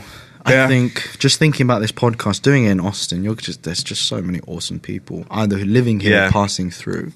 Yeah, exactly. And to have like someone yourself, English doing a podcast based in Austin, I think already that's quite unique, where there would be a little bit of intrigue, like, oh, this is different. Dude, the amount of times I've heard people say, like, you sound smart. Yeah. And I'm like, dude, you have no idea. Like, I could take you back home and take you around a few residential areas where people are definitely not smart, but they sound like me. It's funny, isn't it, the English accent thing? If any English people are listening, Americans... Oh, I think about this all the time. They do. Some of them do lap it up. They really do. And not in the sense that it's like... So people are like, oh, like, you must be, like, pulling women left, right, and centre. It's like... No, but it's like wearing a big T-shirt that's an icebreaker somewhere that says, like, I'm fucking Santa Claus or something. It was like, really? That is a great way of putting it. That's exactly what it is. Instant icebreaker. Yeah. Like, cool, on a non-sexual, non-any sort of level. Just like, oh, that's cool. You're different and we like you. Yeah. At the very least, let me speak to you for 60 seconds. Yeah, that's a really good way of putting it. And actually, especially with me, I often think, where would I be if I didn't have an English accent? And it's a really interesting one for me, because I'm living in China, and the only thing that separates me from them is, I dress and I look a little bit different. Yeah. Just, I guess, in terms of style, mannerism. But by and large, I'm the same as everyone else there. But my big key thing is the fact that I sound like this. And you turn up and you go, hello. Yes, but I actually kind of run away from it, because it's got to a stage where, like, I don't like to be defined by this. And a lot of people define me by this. It's like, he's the British Asian, or listen to him speak. Elon will do this a lot to me. Is Brasian a term? British Asian? No, it's not, but it should be. All right, that's my $1 million idea right there. I'll make a Brasian app. Brasian. Oh yeah, that's a good one. There is Blasian. Oh, is that black and Asian? Yeah. So what does a black Asian person look like? Like Tyrone, Pharrell, Tyson Gibson, Neo, Amory. Got ya. Kim O'Reilly. Blasian. There's a bunch of them. A lot of them actually just look black. Yeah. When you actually look at, especially facial features, apart from the eyes of, like, Asians and blacks, it's very similar. Pretty similar, yeah. Pretty flat noses, big lips, and that sort of thing. Mm-hmm. So it's an interesting combination, and Blasians. Yes, love it. Yes, yeah. So I hate that too when I hear a friend kind of define me as if I'm like the English friend or something like that. Say something. Yeah, yeah. Oh my god! Wait, what was it? Oh, so it's when if I do something that works. Say I talk somebody into something, or Right. maybe I chat to a girl or whatever it happens to be. It's like someone's going to say, "Oh, it's just because you're English." Yeah, yeah, I yeah. hate that. 'Cause Yeah. it's like, no, you don't. No. Well, maybe that has something to do with it, but like, yeah, it's not. I promise. yeah. Yes. Can I get a beer? Yeah, man. Do you want to go grab me one as well? What do you want? Same as before. Yeah, just one of these bad boys. Right. I'll try and keep talking into the mic on my own. I've never done this before. Tommy's just ran off to get a couple beers. It is currently 12:30. I think we've got half an hour left. No, half. Was it half? Yeah, 12:30. So Tom and I met maybe about a month ago, and I was with my friend Alicia, who's also English, and we were partying. I think we're doing a day party at this bar called Ethics that I love, and yeah, Alicia met you guys on Rainy Street, I believe. Is that right? No, she met us at Ethics. Oh, at Ethics, yeah. So I was going to come meet you. No, I was going to come meet Alicia, and then she says, "Oh, I've met these two guys," and then we met, and we didn't hang around for that long that day, right? We we went to Rainy, We did. and then we went to a bar with terrible music. We promised to the go look for a band. house. Yes. Yeah. And then we went to watch the Bats, which was great. Yeah, that was sick. Yeah, that was really good. Yeah, and then after that, I think it was Eeyores. Yeah, Yeah. yeah. I always get really what's the word? Uncomfortable when I'm trying to remember the past events of, because my memory is terrible, Yeah. man. So like, yeah, this happens a lot where I'm like, oh my god, I haven't seen you since And then March, blank. and they're like, I was with you 2 weeks ago, dick face, and I'm just like, oh god damn How's it. your long-term memory? I don't know how you judge that. Yeah, that's true. How much do you remember from like 18? A fair amount. Fair amount. Yeah. Have you always been like this? With Yeah. your memory? Okay. I think, yeah. I've smoked weed for a long time though, so I don't know if that's helped or not helped. But I think I do Elon forget is stuff. really bad memory as well. And Yeah. he's been smoking from a very young age. Could be depression as well. I've read that. Oh, that's interesting. I didn't know. Yeah, the hippocampus area Yeah. can shrink by up to 20 or 25% in patients with major depression, and that is the area of the brain that's associated with processing, like basically turning short-term memories into like longer-term memories. So it basically is an area that controls your emotions, and it almost paints those long-lasting pictures for you. Is it a protection thing? Protecting you from imprinting terrible, terrible memories? Fuck, I don't know. I've got no idea, but Okay. oh, that's interesting. It might be, right? Because you're depressed and you're just imprinting terrible shit Yeah, in your mind. It might just be like, stop. yeah. Get Let's out. let's stop these right Let's here. stop these. All right. No more memories for you.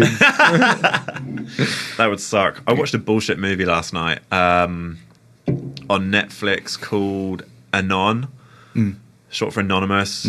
I was like, I was sitting there and I was like, cool. Is it like the Saw movie? Is that... No, it was basically rubbish because they've already made the movie, which is Minority Report with Tom Cruise. Okay. It's one of those fucking underwhelming movies where you watch the whole thing and you're like, really? That was it? Yeah.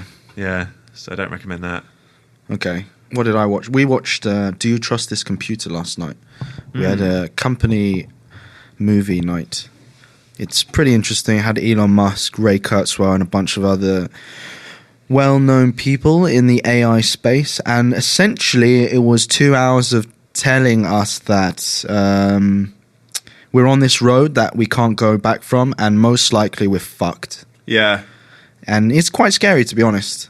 And that's in relation to technology and AI, right? Specifically Yeah. AI.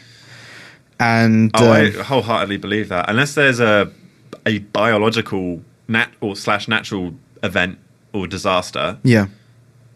like if everything stays the same and there's, floods don't fuck everything up or a comet or something. Yeah. Totally. Yeah. Yeah. I've had this argument with my sister, man. We were arguing around Christmas time about AI, because I listen to Sam Harris a lot, and he's a big proponent of that idea that AI is very soon going to be like a threat. And my sister was like, she says, oh, but it's not as if my computer can chase me down the road with a knife. I was like, no, but that's not really what the threat is. Yeah. It's when your banking system becomes so smart that it decides to withhold everyone's money at Yeah. one go all across the country, Yeah. which will cause riots or something. And Yeah. I don't know if that's a dumb example It's or not at all. rudimentary, but like it's in that sense. It's that- not at all. It's Yeah. not at all. So in 2010, we had like a flash crash where $1 trillion worth of assets were lost. And this was down to AI and algorithms, because the thing is, we've got to a stage now where we're creating artificial intelligence that we actually don't quite know how it works. And an example of that would be like Google's Deep Mind, which What is that? That's, to me, that sounds like there's, you know, like those Futurama heads. Yeah, like yeah, there's yeah. something in a basement in the States somewhere. So Deep Mind is like a British company that works on AI and game theory and solving things. Mm-hmm. And the really interesting thing is, so do you know the game of Go? It's like a Chinese. Oh, yeah. Yes. So My old DJ partner used to play that a play lot. Go. Okay. I watched a documentary, a really good one on that as well. Yes. Okay. Yeah. So we've probably seen the same thing. Like the homeboy who was the champion who then played against the AI. Yeah. And just got demolished. Yeah. And the interesting thing about this AI is, because of the number of combinations in Go are so large, that means that there are more combinations in this game than there are atoms in the entire universe, which means that if we had all the computing power in the world and ran it for 1 million years, we still wouldn't be able to find all the combinations. So in basically copy and pasting all the combinations into a brain, so it kind of has like a map. So what they've had to do is they've created algorithms that can learn. Yeah. As in that's they are themselves figuring shit out. Well, that's what AI is by Yes, definition, right? Exactly. It's beyond pre-programmed intelligence. Exactly. And with this, it's the first one that's been successful enough to beat humans in games like Go. Yeah. And poker's another interesting one, obviously for me. Play poker? Yeah, so I played poker professionally for 4 years. Didn't even know that. Oh, I didn't tell Is you that this. what your job was that you quit? No. Then I did venture capital for 3. Oh, So I found poker. I'll really be a quick one. All I right. found poker when I was 19. Well, I played in high school, but I really found it at university when I was trying to figure out a way to be financially independent. Yeah. Found poker, started playing 1 cent, 2 cent, so for literally $1, and $1 turned into $10. I started going to a casino where they had £5 rebuys. £50 turned into £500, 500 into 1,000. Went back online, 1,000 into 10,000. Started playing bigger games live. Wow. 10,000 to 100,000, and so my final year of university, I made around 35,000 during uni. Yeah. Which was a huge amount of money for me. And That's amazing. yeah. Yeah. And then my friend Greg, so shout out to Greg. I actually have him tattooed on me here. Shout out Him- Greg. He, You've got Greg tattooed on your side. yeah, so let me show you. So it's my friends from uni in hieroglyphs. It's MJGT. So it's Matty, Johnny, Greg, Tommy. Nice. We all got to Warwick at the same time, so we all took a gap year. And in our 3rd year, all of us went on a year abroad, and then for our 4th year, we all lived together. So we were all kind of on the same journey, and yeah, we just got closer and closer. And we're like, we need to commemorate this. And he was the reason why I basically followed my passion. So I'm very thankful that he sat me down that one day and had a conversation with me, which was basically. I had an offer to work in Hong Kong for HSBC, like banking. And, for all intents and purposes, for most people, they're like, oh, do it. It's a great job. Like, HSBC, Hong Kong. Blah. Yeah. But I was just like, I knew what I wanted to do, which was to play poker, but I hadn't realized it yet. Because, family pressures and just general societal pressures. It's got a like, huge influence on what you think. go into, get a proper job. And he said to me, listen, you made 35k this year, and you're going to make more money than you would in a graduate job if you take into account tax and stuff, lifestyle, and you wake up every day and you're happy playing poker. Like, what are you even considering? I've got one word for you. Yeah. Resume. Or CV. That's what it is. It's because it's like, I ran into this problem when I was DJing. It was like, it's a lot of people's dream job. But then at the end of the day, I was like, okay, so I hit 35 or 40 and I might want to change. Yeah. It's like, what can I say? Yeah. So for me, actually, I did the opposite. I've dipped into that now, and I've got a full-time job and I'm doing that. But, you know, you can see my plans for stuff on the side. So yeah. And that is the big one, resume. Because if you do want to get quote unquote proper job at some point, they've got to know that you can do that and you're not just a rogue. Yeah. That's why I'm recommending you to do Jordan Peterson's self-authoring suite. I've got it. You got it? Yeah. Have you started? Yeah, so it takes a while. Yeah. It's long. Yeah, this is the thing for me. This is my big pitfall is finding time to do stuff. Yeah. And yeah, I think I did some of the past and I think there's two past. No, there's two futures. I did one of the some of the past and some of the futures. But no, yeah. Tell me. So you've done the whole thing? I actually haven't finished it yet. Yeah, but it's been very helpful. I will get to these stages where I realize something and then just go and do it. And the reason I haven't finished it, for me, it's very long because it requires me to like deeply think. That's what I found. I would be thinking for 10 minutes and I'd write like 2 lines. Yeah. Yeah. And so it was a laborious process. Yeah. And the process does kind of stress me out a bit. I think that's kind of the point, to sort of shock you into like action. Like, what kind of life don't you want to have in 10 years? All right. So avoid these things at all costs. I'll just explain what that is. So Jordan, you're a big fan of Jordan Peterson? I am a pretty big fan of Jordan. Not to the level of fanboy, but I do really like most of the things he says. I like the way he presents himself, and I like the fact that he doesn't give a fuck about all the hate he gets. I enjoy the fact that he's a true article, isn't he? Yeah. So he is a clinical psychologist and professor of psychology, I think, in Canada. Yes. Anyway, him and his team developed an online course that you can take called the Self-Authoring Suite, which is comprised of different modules. I think there's 4 or 5. That really get you to essentially outline or detail moments in your life that have mattered, and then detail where you want to be in 5, 10, 20 years in more of a kind of comprehensive way than I've described it. But what you end up with at the end of it is essentially your own book about yourself. Yes. So it's like what has led you up to this point, who you are right now. Yeah. And if everything went your way and you had the capabilities to implement all of your plans, like where would that take you? Right. And when I was doing that, I was amazed. I was like, why in the fuck don't we do this at school?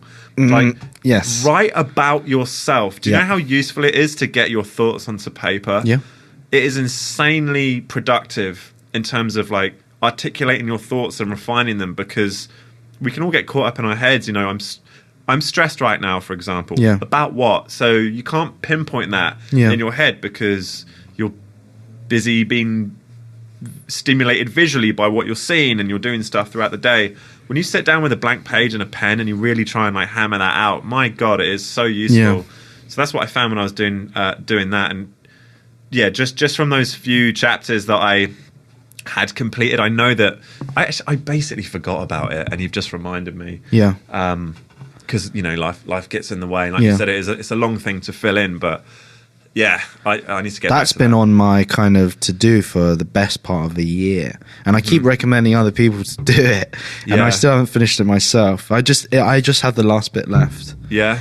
But I don't know what I'm really waiting for. I think it's because I actually perhaps don't want to take that deep dive again, because it is kind of a little bit scared, to be honest, because I just vividly remember the section of when he's asking you, like, I think what a failure would look like, what Oh yeah, what your life would look like as a failure in 10 years. And I'm just like, wow, I could quite easily fall into that if I kind of take one or two small turns in the road, which aren't even that drastic, but it's essentially just like, just saying meh to stuff and just kind of coasting, and then you wake up and you're like 40 and you're like, oh shit. That's probably the most important one, because it's real. Like you do need to know, you need to know like what could happen. Yeah. And we live very optimistic lives, and it's like with what's around us, you don't ever stop to think about, like what your life could turn into if you took the wrong steps and it became the biggest potential failure that it could be. Yeah. But that is a possibility. It is. And what he's saying is like, you defining that gives you power over it. Yes. And it will. Yes. Because now you know what to move away from in every step that you take every day, like doing something. It's like, cool, you know what's over there. Yeah. And now you can focus and moving in the opposite direction. But it's terrifying to think about terrifying. that. Like, because if you go deep, like for me, that could be like suicide or something. Like if I let my depression get the best of me, and like I lose my job, and you know, it's real, right? Yeah, you can see it, like it's possible. It is real, and like to sit there and think like, all right, what is the worst possible outcome for my life? It's fucking terrifying. Yeah, and we don't like to do that. Yeah. Do you know what happened to me recently? This was just on Sunday actually. I got started on. I was almost got into a fight on Rainy Street. I was with Leisha, which never happens, and I'm not a fighter. I'm like, dude, my heart starts sweating and shit. Like I'm not that person at all. But for whatever reason, I got surrounded by these dudes, and they were trying to pin me as a racist. They were just out for a fight. But like it was a complete setup, and then they had their fucking lump muscle mate come in and like, and I was at that point, like my heart, was beating. And I was pissed off. I was really furious that this was happening because I was having a great time up until that point. But afterwards, like later on in the night, it actually kind of felt good that I'd been shocked into like that kind of a natural like fight or flight like state, because that hadn't happened in a while. And I think that's somewhat analogous to like what we're saying. Like if you do terrify yourself a little bit and you get real for a second, like it's good to have those moments to like reality checks, you know. It's like, okay, there is other stuff going on outside of me driving to work and eating my breakfast and chatting to this guy that I see every day. It's like there's shit out there that can fuck you up. Yes. And it is important not to forget that is always an option, I think. And that will make you listen, that will make you more alert and aware and kind of consider what you're doing a little more, maybe. You got it. That makes complete sense. Yeah. And it really is that. It's like a moment of perspective where you're just like, oh shit. Okay. Yeah, and it's important. It is important. You should be scared the fuck out of something. Like, every now and again. Whether it's your physical self or your future or or whatever it is. And I think keeps you in check, man. Yeah. And I think it's very important to do structured stuff like the self-authoring suite, because JP indeed. There was a JP meetup in Austin that I went to for a few times. Really? Was he there? No. No, it was just it was like 4 or 5 of us who got together and we watched some of his videos and then discussed them. But interesting. I wonder how wide an array of people would show up to something like that. You'd get some guys. There weren't many. Probably leaning pretty far right, I reckon. And because he's now a poster boy for he's become a, I enjoy him as, when really he's a poster boy for the centre. Yes. For me, he's just a poster boy for common sense. Yeah. I don't even see him as anything else. He's just like, he's just this dude that just talks kind of factually. Yeah. And he doesn't. I find him captivating, man. Yeah. And I think he's so wise in the sense that his main message is like speak your mind and like listen. It's like what we were talking about earlier. Yes. And I was thinking earlier about intelligence and what that means. And that's a hard thing to define. So, for example, my dad is hyper intelligent. Like, he's a hyper intellectual. He has books and books and books and books and books. Like, he's a veterinarian, so he knows a lot about animals and like Africa and history, and really, really rich with information. Like that man. So much so that it intimidated me as a kid, and it still does to this day. But I like sent my dad some Jordan Peterson videos. I was like, I'm really into this guy. What do you think? And my dad was just like, sounds like a load of psychobabble to me. Like, watch out for this guy. Like, I don't know about his intentions. No, he said, I think he knocked Jordan on like one of his points on European history or something, or Russian history or something. So something very, very specific. But I was like, okay, so you know lots of stuff. But someone like Jordan Peterson is intelligent in a different way, where he's able to speak, like connect with people through words in a way that is more than just rattling off knowledge, you know? And so it's IQ versus EQ, I guess. What's EQ? EQ is emotional intelligence. Oh, right. So IQ, so you have people like programmers, for example, who have very high IQ but very low EQ. Yeah. And so let's say people with autism have pretty low EQ. So with Jordan Peterson, I think he kind of has both. But he does, a lot of it is that EQ. It's having the emotional intelligence to put across a message and to affect something like that. Yeah. Whereas IQ, as you've said, a lot of it is just like rattling off kind of like Wikipedia facts. Do you know what your IQ is? My IQ? I haven't done an IQ test. I never have either.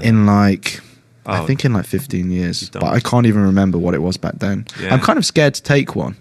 Yeah, I am as well. I'm scared to take one because I'm probably a lot less intelligent than I think I am. What were we just saying? You should do something that scares you. That's true. So I will go take an IQ test. God, yeah. Yeah, I probably should actually. I've been exploring so much. I should just explore that. Yeah. I want to do this thing in the office where every week we challenge someone, and every single person gets a challenge to do something that they're really like afraid of doing. Yeah, just to that's get rad. over it. Yeah. One thing I've been getting over was just going to places by myself. I've really struggled with that. This is something I also cured within the last 1 year. Actually, I cured this in March. I think it was the first time I've ever gone out by myself. Yeah. You just mean like just down to a bar and you order a drink on your own and see what happens? Yeah. Like I've never ever done that. Wow. Like, yeah. And a lot of it is because I'm trying to remember the feeling. It's a social thing. It's a social thing. It's a feeling of other people perceiving you as being by yourself. Yeah. And also kind of, I guess, as like in a zoo where people are kind of watching you to see what you do. And so you mean you're on display in a way? Yes, but this shit is all in my head. Well, it's in everyone's head. It's in everyone's head. I've got a book all about this, which fucking has changed the way that I think. What's it? What's the book? Strongly recommend it. It's called Social by Matthew Lieberman, who's a neuroscientist in California. Okay, I'll write that. The book is called Social, and it is amazing. It is what the point you just made to the nth degree, backed up by MRI scans and neurological studies. And we subconsciously monitor our place in a social hierarchy every second of every day. Jesus. That's pretty much what our actual conscious is. The conscious part of our brain is is his argument. Everything else is like, it's just this whole like, what you're in this web, this mesh of like social, like, what's one of the cool things from that book? Yeah. So when you hook someone up to an MRI machine, and you get them to do arithmetic tests, right? So let's say you do 5 or like 3 or 5 minutes of arithmetic, then you get them to rest. They did this with people, with patients, but what the patients didn't know was they were actually monitoring their brain throughout the whole thing. They thought they were just being monitored for the arithmetic. Right. So they were looking at what happens to the brain when you drop down from a task and you go into default mode. It's like, so what is the default mode? And the default mode of everybody's brain, once you finish a task or you relax or you kind of don't have anything specific to focus on, the one part of your brain that fires up is, it's like called the DCAA or something like that. It's the social bit. It's the bit that is thinking about the conversation you just had. It's thinking about what you're going to do tomorrow, what so-and-so is going to think. It's like, that is the part of the brain that is like the static on a television. It's just there. I need to read this book. It's so cool. I really need to read this book. And there's like so many examples in there that I'm forgetting, but one of them is they take like a kitchen or a cafeteria area of a workplace and install one of those generosity boxes, you know, where you kind of, they had like a bunch of treats out, whatever, and it's like pay what you think is worth. They're not really that common here, but they were in New Zealand when I was living there. And so they ran a test once under condition A, which was just like the normal room, and they found that people donated like, you know, X amount. And then they ran it in condition B, which was with a big poster on the wall with, I believe it was a picture of a face or it was an eye, but it was just someone like looking. And the donations went up more than 50% because of this poster in the room with just an eye.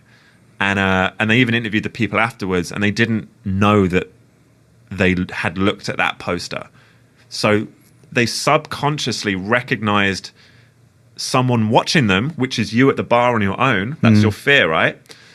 And then because of that, the brain subconsciously or consciously says like, oh, you need to appear generous, or you need to satisfy those around you. That makes total sense. Yeah, and so the donations went up like 50%. This is some Darren Brown shenanigans. It really is. It's such a cool book. By Matthew Lieberman, Social. Matthew Lieberman, Social. Yeah. I think you told me about this. I need to read. I do need to read this. I tell it to everyone. I need to read it. I'm reading it again. I need to read this. Yeah. I actually pick up on a lot of this stuff in real life. Like whenever I have a conversation with someone in a public setting, like in a bar, I can, especially if I know the person, I can tell that the things that are coming out of their mouth are slightly different than they would if we were in a room together. Yeah. Only because someone might hear.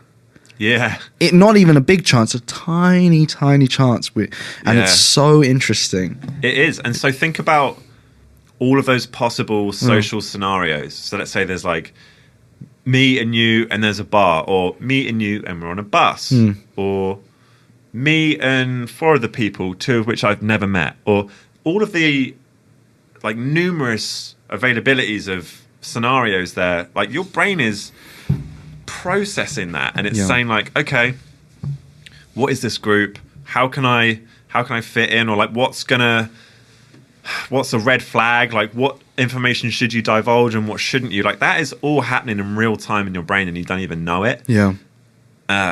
It's bizarre. Sounds great. We're intensely like social creatures, and we monitor our position in social hierarchies every second of every day in real time.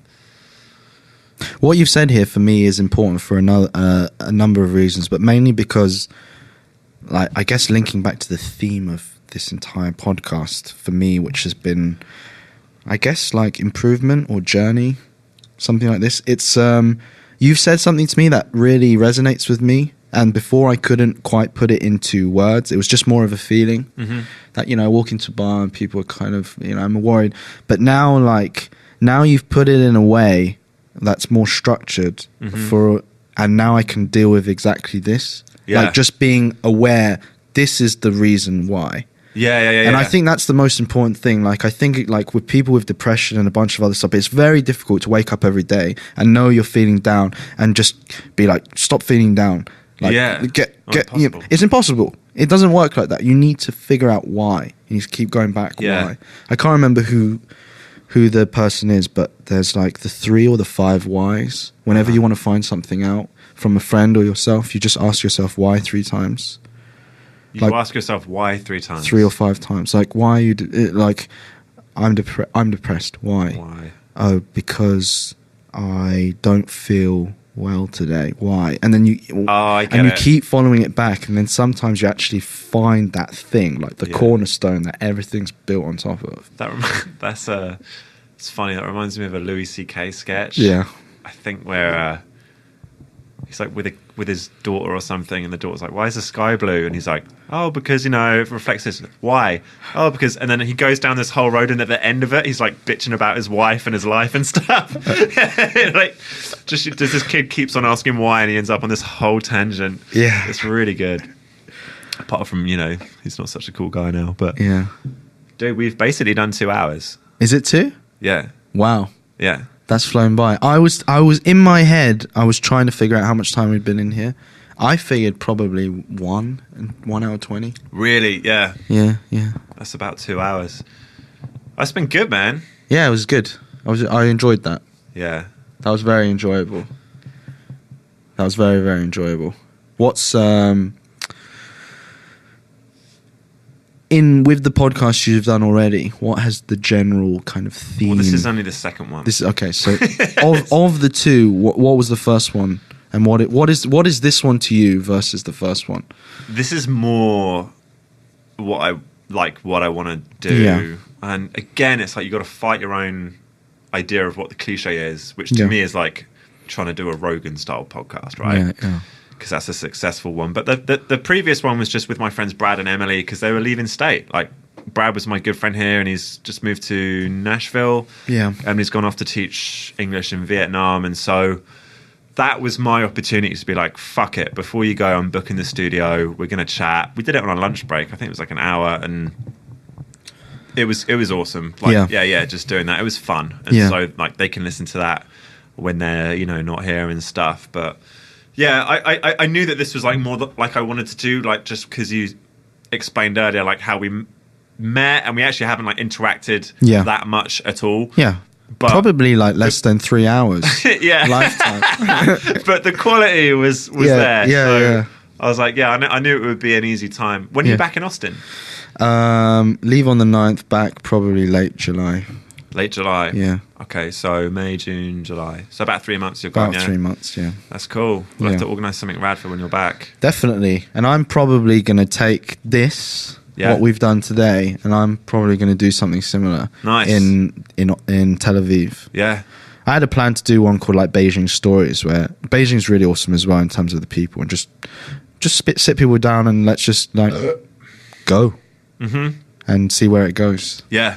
But yeah. No, this is really enjoyable. And there's something about this that I'm not even really thinking about, like, oh, maybe other people will listen to this. But I don't know if I've had a conversation. Oh, I have with certain people who I know well, but this is something different.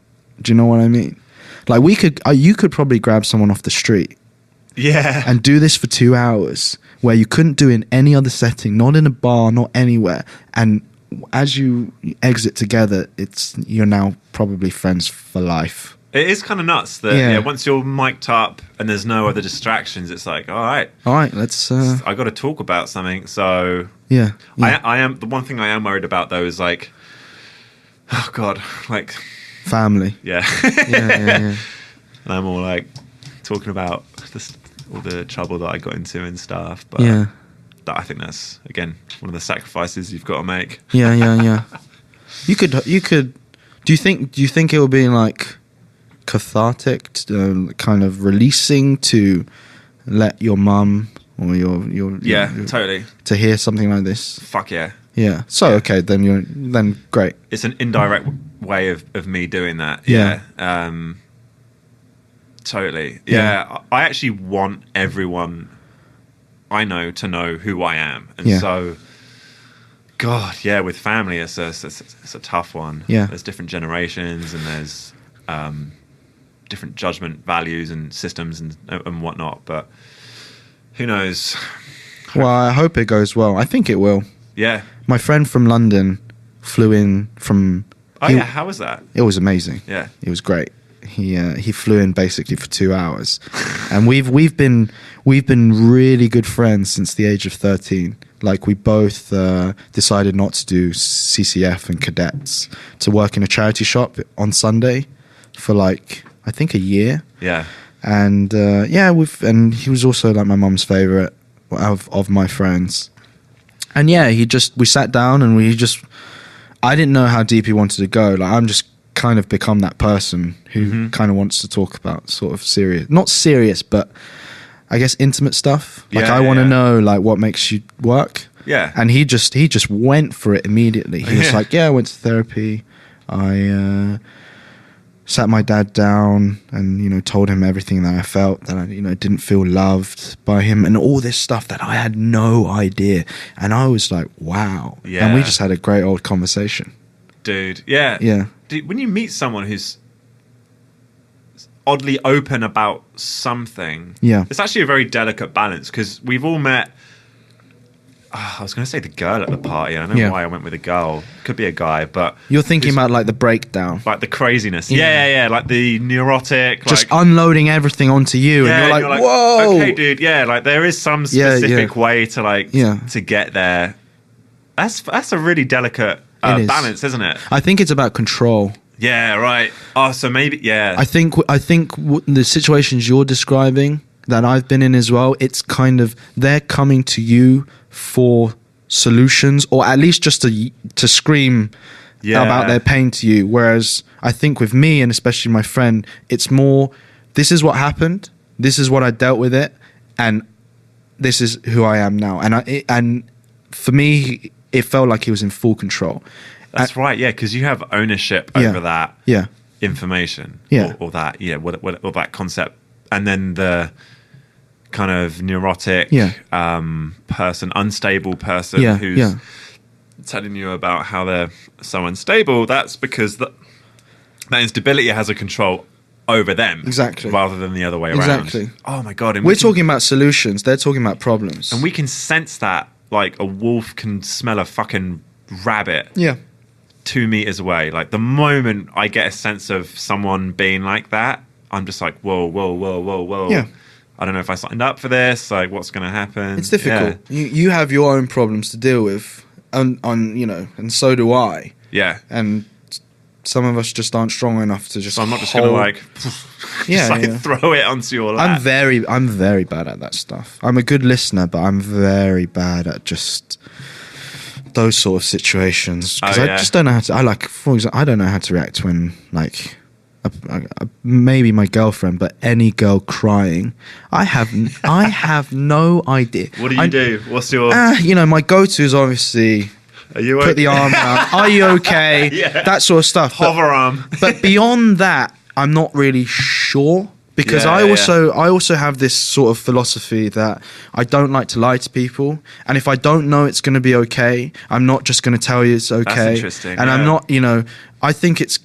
I personally think it's detrimental to a lot of people's psyche that, for example, if a girl thinks she's fat, I think it's very harmful that all her best friends are like, you're not fat, you're beautiful, you're controversial, Tommy. No, but I believe this because all you're doing is you are telling them that you love them, which is very important. So instead of saying all this other stuff, you should just say, listen, I love you for who you are, and whatever it is. You shouldn't tell them that their concerns about their body is not valid. A better response would be, what do you want to do about it? You are overweight, but I love you anyway. Maybe not as blunt as that, but I love you for who you are, and if this really is affecting you to that level, I will help you. Do you want to? We can go to the gym 3 times a week. We can eat differently. Like, let me try and help you change your life, not just feed you some bullshit. Because, it's quite obvious if someone's fat. Like, I'm never going to tell them, but if they're fat. We all know it. We know it. Everyone knows it. And because you're their friends and everyone else is making fun of them, what you're... It's the elephant in the room. Yeah, what you're doing, I think, is not helpful. And I've actually had some pushback on this because I don't comment on girls' looks basically ever anymore. That's like 101, man. Yeah. Yeah, that's a... No, but I mean, even with my... Oh, yeah, so... Even when they look great, I just, as a rule, I just try and stay away from that. Yeah. I guess a lot of it is to do with, with me and the way I'm trying to change my relationship with girls. And the way I'm trying to change it is, I find with a lot of my friends, like the interaction I can have with you is very different from the interaction with a girl, because with you, from my side, because I can only speak for myself, it's completely like, I see you as a guy, I'm only attracted to girls, so like it's very kind of I've got news for you, Tommy. platonic thing. No, I wasn't implying that, but basically I'm saying I know, yeah, I don't yeah. want to speak for someone else. Yeah. But with girls, whenever I'm with a girl, my first instinct is, do I find her attractive? Yep. Does she find me attractive? And especially that second question kind of really dictates what you're saying with social, my interaction with her. And I've tried to, as much as I can, try and shift it towards a position where I see this person as just another human being, where I'm not contemplating whether or not we might have sex, either on a small level or a big level. And you can see this manifest in really interesting ways, especially if you bring an attractive girl to any guy, you just see the way they interact with her, and it's hilarious to watch. It is, yeah. And they just become someone else. Yeah. And then you just can't stop it. And I'm trying to get to that stage where I stop this, because for me it's kind of crippling, because I can actually hold a very intelligent, interesting conversation, but when I'm put in that position, I become a fucking idiot.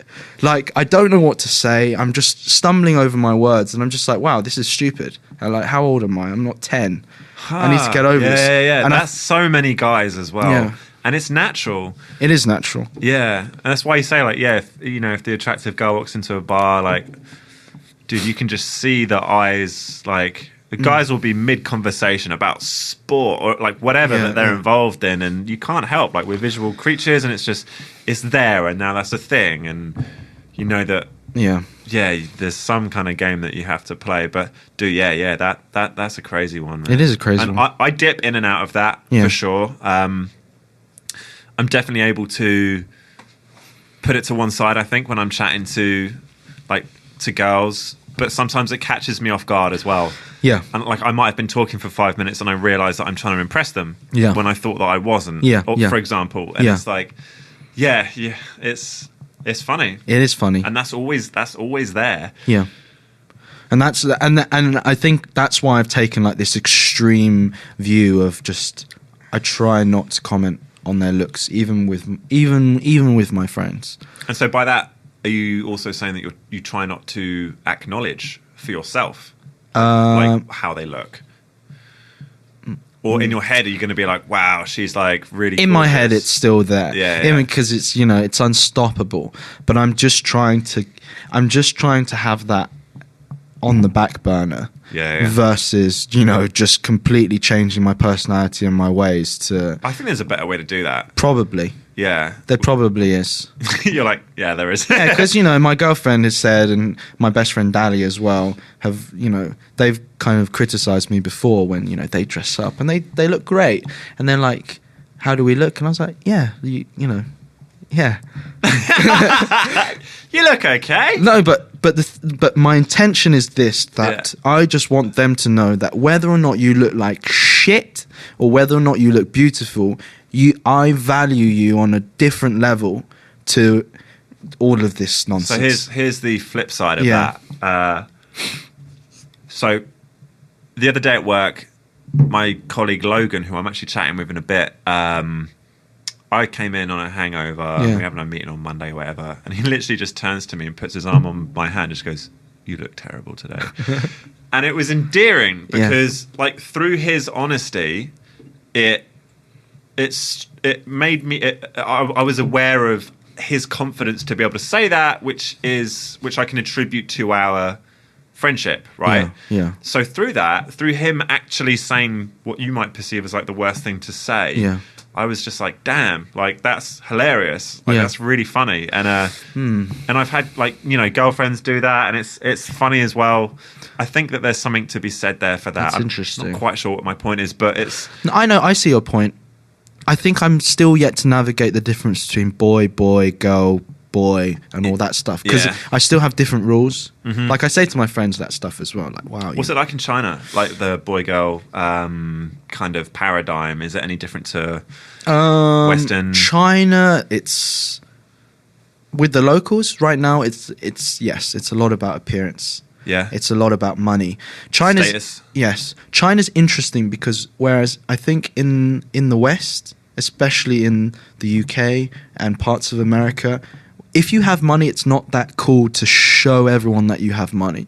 Like the kid driving into school with a Ferrari at the age of 17. Yes, he's cool, but everyone is basically like, this is, you're kind of an idiot. Like, this is kind of unnecessary.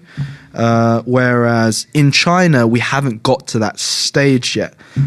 We're going to have to wrap this We're up going to have to very wrap this quickly, up. Okay, I'll just finish this. Yeah. So we haven't got to that stage yet because there it's still, the money is new and it's just come about. It hasn't got to that step where, oh, maybe it's a bit too much and we have to take a step back. The UK is a second level of kind of social interaction where it's cool to be wealthy and to be, you know, quote unquote modest. Oh yeah. Where you kind of dress down a bit, but you still have a 50k watch. Yeah. And a Bentley. Because it's kind of like the best of both worlds. Yeah. You know, and people are like, oh, you know, he's wealthy, but he's, you know, he's really down to earth. But whereas in China, McDonald's. In China, it's just like, just lavish. Ferrari, everything. Yeah. But cool. All right, thanks, Tommy. Yes, I appreciate it. I guess we'll leave it there. I don't know how to finish these things off. But, how does Rogan finish these? Rogan often just finishes them. He's like, all right, says, bye. Oh, we round. So, what's the name of your app that everyone can look out for? Oh, so the name of the app is Common with one M, and the website is Commons HQ for headquarters. So COMON HQ.com. All right, cool. There you have it. Thank you, Tommy. Thank you. Thanks, Alex. All right.